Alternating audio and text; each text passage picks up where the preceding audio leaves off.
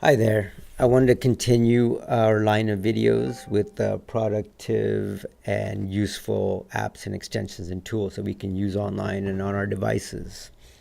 So in continuing with that, I wanted to cover 3 different Chrome extensions. That being said, these are all good for Chrome and Opera since they feed off the same engine. There's probably a Firefox, Safari, Edge, IE version of all this. I don't really care because I don't use those browsers, so good luck to you if you use those. But anyway, there's 3 I wanted to cover, and the first one is MailTag. And this is my favorite one. I've been using it for about 6 months, and all 3 of these have basically been zero headaches, zero bugs, zero issues, zero overhead, zero latency. I just found seamless, easy install, easy management, and easy configuration, and really easy usage. So let's just dig right into MailTag. What does MailTag do? As far as how to install any of these are all Chrome extensions. So you just go to Add to Chrome or go to the Play Store and add it or something. Search for their name. If you don't know how to do any of that, then you probably shouldn't be using Chrome and you're probably in a coma for 15 years. But anyway, this is MailTag. You can go to their website, MailTag.io, and just kind of watch their videos, see all the big boys who use them, and blah, blah, blah, whatever. You can go through it if you want. My point is I'm going to show you by actually using it since I've already installed it. And let me fire up, actually, I think over here, I'm going to fire up my email so that we can go ahead and get into it, okay? So anyway, MailTag has a series of features. There is a paid version and a pro version. I don't use the paid version because what extra it gives you, I see no need for it. Maybe there are others who do see a need. I'll go through both sets of features for you so you can decide for yourself, okay? But anyway, here's MailTag, la-di-da. And as you can see, it adds a little icon here for any MailTag sent mail. There's a little icon here. There was another little icon here, but I'll show you where that went later. But anyway, what does MailTag do? Well, when you compose a mail and send it, MailTag does tracking. So if I go to my trash, because I don't save the notices of my tracked emails, what's the point? I just want to be aware of it. So I go to trash and I'll see some MailTag messages and MailTag messages, right? So I'll go to this MailTag and it's from Bldg.io or whatever. And basically what it says is, hey, you sent a message about some insurance claim and who you sent it to opened it, basically when you sent it, or maybe another person like Peggy or Andy saw it. She opened it 1 second later, and then Peggy opened it 1 second later, and maybe somebody else opened it 10 minutes later, and whatever. The point is it tells you every time somebody opens and anybody opens your messages. So if you send it as a group, each person opening it is reported to you independently in one mail thread. And if one person opens it twice, maybe in 1 second, and then they didn't have time to finish it, so they opened it again in 30 minutes, it'll tell you like a log here. It'll say opened and reopened in 30 minutes. You'll actually get a history of their access of your email. Obviously, you're only going to get one notice for 99% of your emails because most people aren't sitting there reopening your emails again and again. But it could happen. Anyway, that notice feature is really powerful and I really enjoy that. But the real power of MailTag is when you go to compose a message. So I've been hunting for years for a seamless way to schedule emails in Gmail. That's one of the features we had back with Zimbra, and Gmail has never incorporated it. Google has never incorporated it for some reason, even though it's an astonishingly great feature. Well, with MailTag, if you go over here and you decide, let's say I want to send Saj a message or something, pick one of his addresses and type some gobbledygook. And instead of sending, I go over, and by the way, this is where you enable or disable the email tracking feature that we saw a second ago. But if instead of sending, I go to schedule email and I click that, it'll let me pick a date in the future, anytime I want, and I click schedule. and then the send turns to schedule. And if I actually click it, it will schedule it for what you see right there, Thursday or Friday, August 17, 11:40 a.m., blah, blah, blah, whatever. And it'll go off and it'll sit in the drafts folder until it's sent in a week or whatever. But if you go back to that drafts folder and edit it, the sending is obviously unscheduled at that point because you're editing it again. But then you can reschedule it, same time or new time or whatever time you want. It will actually ask you to reschedule or send it immediately if you want. Then all schedules are erased once you do that, obviously. So that scheduling is a powerful, powerful feature that Gmail natively is missing. But finally I found it and used for 6 months seamlessly with no issues. Many of you have even seen the little tagline in my emails, and that's why. It's a powerful, powerful extension. Speaking of this little tagline, by the way, if you don't like it for some reason, you can just click the remove button and a little thing will pop up saying, hey, you can upgrade, and you won't even have to click remove. It'll just always be gone. But it's not actually forcing you to upgrade. If I click the X, it's still gone, but it will still let me schedule it. It will still let me email track it. All the features are still included, even though I got rid of their branding. But the contrapose to that is, I really love this app, and the developers did a great job, and their support is fantastic. I don't want to remove the tagline. I'm happy to distribute and let everybody know I use MailTag, and they should too. Hell, I'm making a video about it and telling you guys, so obviously I have no problem broadcasting MailTag. So I'm happy to leave that little bit on there. But what I'm saying is, even if you want to remove it manually each time, you could, because it's free to remove it. You only have to pay if you want it automatically removed, which corporations and stuff might. Then a third feature is it has link tracking, meaning that if you have a link in your email, like the one I probably will have included with this email for this video, it will tell me every time somebody clicks that link, separate from when you look at the email. Meaning I'll get MailTag notices that so-and-so and so-and-so and so-and-so have viewed my email at 10 minutes and 5 minutes and 30 minutes. But then I'll get a separate email from MailTag saying, oh, by the way, Mary Sue and Bobby Jane over here, they also clicked that link, whatever link you had in there. And so I'll be notified of that. And if it's a different time, it'll tell me that they did it at a different time from when they viewed it and from when I sent it. And so it gives you a really nice profile of how your emails are performing, the results of the email.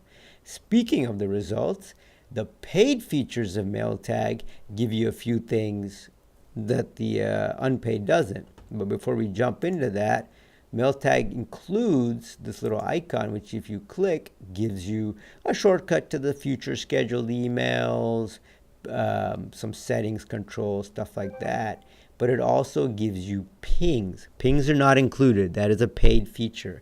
Pings are very useful if you're a salesperson, because what pings do is let you automate your follow-up emails to, let's say, a bid email or a presentation email or something that you sent to some prospective client. Then you can organize your pings to say, hey, in 3 days, send all my prospective client people, hey, just want to check upon you. It's been 3 days. How are you doing? How's the bid look? And then in 7 days, hey, it's been a week. The bid expires soon. Just want to make sure you didn't forget about it. Blah, blah. You get the point. You can schedule a crap ton of future pings that then will automatically go out to the people you designate as the people who should get these pings, aka prospective clients or follow-ups or whatever the heck it is. Again, that's paid, but it's a fantastic feature to produce revenue and income, obviously, if you're a salesperson, which I'm not, which is a good thing, because it would be a disaster if I was. So anyway, all of that being said, the free feature also includes a dashboard. This is a wonderful little addition, which I'm okay if I don't have it, but it's fantastic that it is included even at the free level. The paid version gives you a better dashboard. It gives you an advanced dashboard with data that goes back up unlimited time. The free version will only go back up to a month. So I could change it to a week, last week, custom date range for 29 days, but I can't do any of these long-term things, even last month. because that's in the paid version. But I don't need to. I don't really care what I did 3 months ago in my performance factor. I care about this month, this week, that kind of thing. And what it shows you a chart based on the dates. It shows you how many you sent and how many were opened, unopened. So obviously on this day, everybody liked my email because they all opened it or felt they needed to.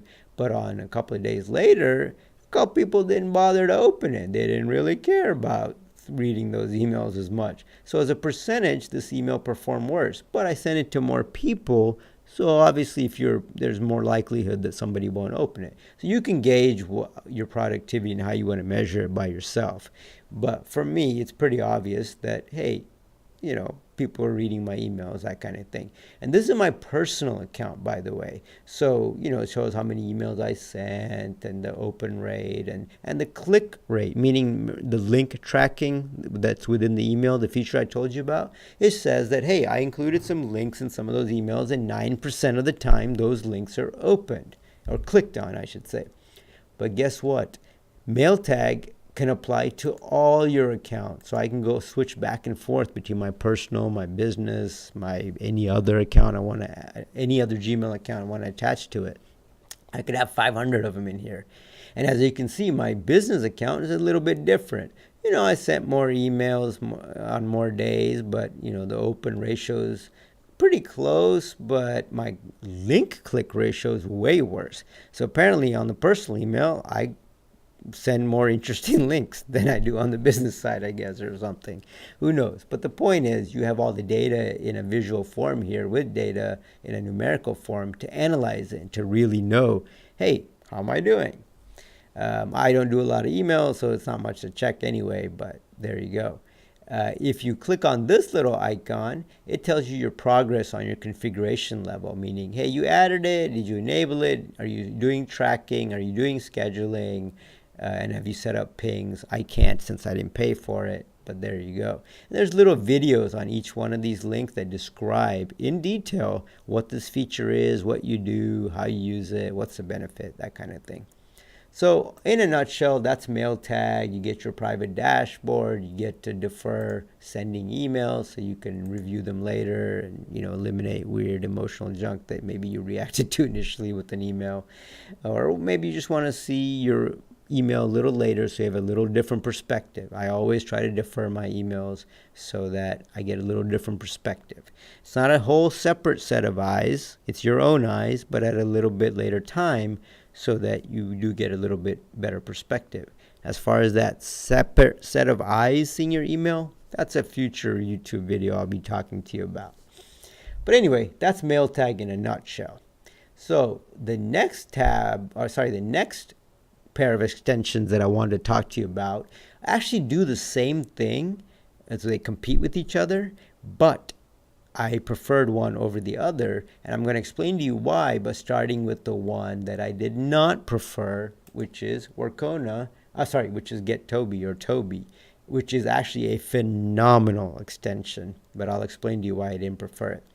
You can go to their website, Get Toby, you can see their video, you can see 1 million people use it, blah, blah, blah, the same stuff that you always know, right? Point is, you install it just like you do, anything else. It'll say install instead of open. Since I've already installed it, it says open. I'm going to get rid of that tab. Once you install it, you have a little icon here for Toby. You can click Toby, and that says, hey, here are my collections or workspaces of tabs. Toby is a tab organizer for your Chrome browser. And really for any browser. They're not limited to Chrome, I think. But anyway, it'll tell you in your different collections, which you can call them whatever. My work tabs, my personal tabs, my I don't want anybody to see tabs or whatever. And you can have as many tabs as you want in each collection.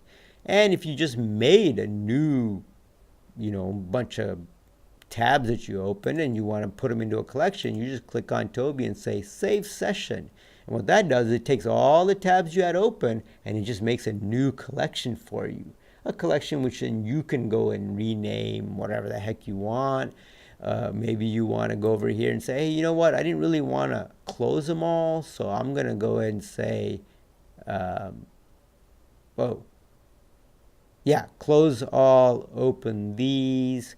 meaning close all my other tabs and just open these tabs. So you can click that and it'll say, you want to do that? I'm sure I want to do that. And so it'll fire them all up, but it'll still leave them in a collection for you.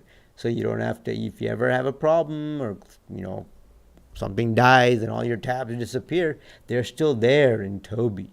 Okay? And they're still right here in a view that you can see them vertically. It's the same tabs as here. If I switch to a different collection, if I go over to this guy, how do you go over to this guy? I'm not even sure. I think maybe in here. Okay, this is my browser because I open all these tabs at once, so it's going to be a little delayed. So bear with me. Okay. Oh, that's configuration. Sorry, those are all the settings for Toby. You can control that how you want. But somehow I did it a little while ago. But the point is, there is a way to actually look at these tabs over here as opposed to looking at, the ones that I have running. I thought it was just literally clicking on this thing, but apparently that's not it. So, open two tabs will open those two tabs over here. For example, if I click it, it'll just add those two tabs to the end of all my opening tabs. I don't particularly want to see those two tabs right now, so I'm going to get rid of it. And I don't really even need this tab. But anyway, the point is you can manage all your tabs in one place, and you can delete them. Just click the little X, like I don't want that anymore, so I just click it. Or maybe I don't want this collection of tabs anymore, so I can just stay over here and say, hey, you know what, I don't want that collection, let's get rid of it and the tabs that are in it. Adios, it's gone. And so, you can just organize it however you want. You can keep editing the titles or keep removing collections or do whatever you want. You can slide tabs between collections. Like you can take it from this collection and I can drop it into this collection. So when I look in here, oops, yes, I think that's the one I dragged in there. I can't tell. But anyway, the point is, there you go. I'm dragging it over there, right? And he stays in this collection. But actually, no, he didn't stay in that collection. But anyway, the point is you can organize your tabs however you want between collections. You can add as many collections as you want. The one feature that Toby has that blew me away that the other one I did choose doesn't have, and this is all for free, mind you, Toby lets you make organizations. And in those organizations, you can make workplace collections, just like we saw in my personal collection, and you can share those. I mean, you can invite other users via email to share your tabs. Example, what if you wanted a new hire, new employee collection that as soon as they start working for you, you want to share these 5 tabs you're going to use every day at work. Zoho, G Suite, I don't know, whatever the other 3 you might want them to use every day, some HR thing or whatever. Point is, your policy manual, something. And you can say, everybody, I'm sharing this with all new people. Or you can do by department. Salespeople get these tabs. Ops people get these tabs. New hires get these tabs. Whatever. The point is you can have as many orgs as you want. And you can have as many collections in each org as you want. And you can share each one with whoever you want. Or you can even go back here and share your existing personal tabs if you want. And you can also, if you want to just add an individual tab, Toby will let you do that. Over here somewhere. Oh, I guess maybe it doesn't do that. But I thought it did. But anyway, the point is you can get those individual ones in here. I forgot how. Maybe it's dragging it or something. I can't remember. But Toby lets you share your collection of tabs. Like these tabs here, if I want my, weird little Citibank thing to be shared, I'll put it in here. And then I can go edit and invite people, me, my brother, whoever, I don't care, whoever you want, you can add them in here and you'll send it off. And if they accept it, they can suddenly share the tab. They'll have to have Toby too, obviously. But it's a fantastic feature for a collaborative environment where you just want to make sure everybody has the right tabs and bookmarks and all that stuff going so they can work every day with the tools they need easily. So that being said, I didn't actually choose Toby to manage my tabs. The one I chose is, let me go back over here, called Workona. So I'm going to click on that.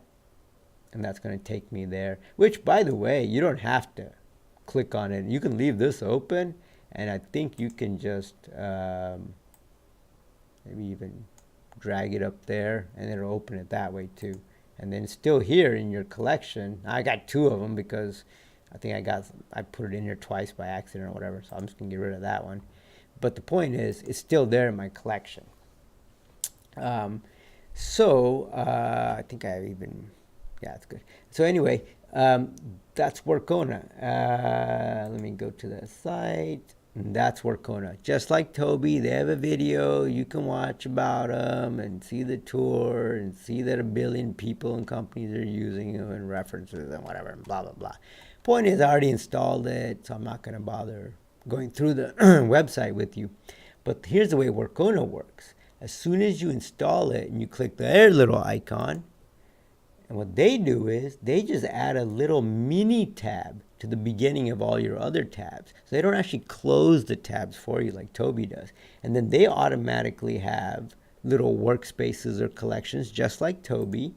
And you can click on them and you can see the different tabs that are in that one. You can see the different tabs that are in that one. And you can go click on your other workspace and you can see the different tabs that are in that one, which is none in my case, right? So I'm going to, and you can name them whatever you want. I mean, they don't care. There's actually, I forgot where you name it. I think it's rename right there. And you can call it my tabs or my business tabs or my personal tabs and whatever. And then you can have tabs all over in it. But the thing I like about Workona is when I go to their tabs, so like here's mine where I have all mine, right? You see that I don't have to open anything. It just remembers these are the tabs and immediately brings them up for you. Just like if I had a couple of tabs in here, which, why not? Let's add something in here. Let's go to, I don't know. Let's go to mail tag dashboard or whatever, right? Come on, let's go. Okay, so when that comes up, the point is I can take that, my Workona tab is right here, and you can see since I opened it with this one highlighted, it's in there, right? So I can switch between all my tabs that have all the four or 5 sites that I've opened, or this one. But as I'm switching between tabs here, it's showing me the tabs that I want up here that are part of these collections. And that's the reason I chose it, is I like that UX. I like that layout and that feature set better, because it's basically like tabs that organize other tabs. And even just hovering, you can see that it shows you what tabs are in each collection. And I like that. I want to keep it that way. I don't like the way Toby does it, because then I have to individually go mess with each tab and open it and whatever. But that being said, Workona doesn't have the share feature. So if that's vital to you, Toby's far more important. But the point of all of this is because the tab organization thing is because if you use Chrome or Opera or Safari or any of these browsers that all have tabs nowadays, tabs take up resource. Tabs take up memory. That's why Chrome dies on you eventually, because you have 50 different tabs open and it eats your memory away. When you use a tab organizing tool like this, it closes all those tabs when you're not needing them. So that relieves your memory for other usage. And if your browser dies for some reason, power outage, I don't know, lightning strike, you accidentally clear all your tabs by clicking the wrong thing or something, guess what? It's still saved in here in your tab organization module, and so you'll never lose it. You can just recover the tabs immediately and open them up. So that's why I advise you get some kind of tab organization tool. And of the many I've gone through, these are the 2 best. And I personally like the UX of Workona better. Toby might be more appealing to you. So anyway, that in a nutshell were the 3 extensions I wanted to cover with you. Mail tag being the most powerful and useful. I use it every day, almost every hour, if not more often. Toby and Workona, if you want to organize all your tabs and not constantly be afraid of, because I have lost my 30 and 40 tabs on occasion, And I have regretted it because I didn't know what they were open to. They're just projects I wanted to work on, but now they're gone forever. So this way you'll never lose them. And you will free up your resources, your RAM basically on your computer to be able to use it better. And that's it. I'll talk to you guys the next time I find something.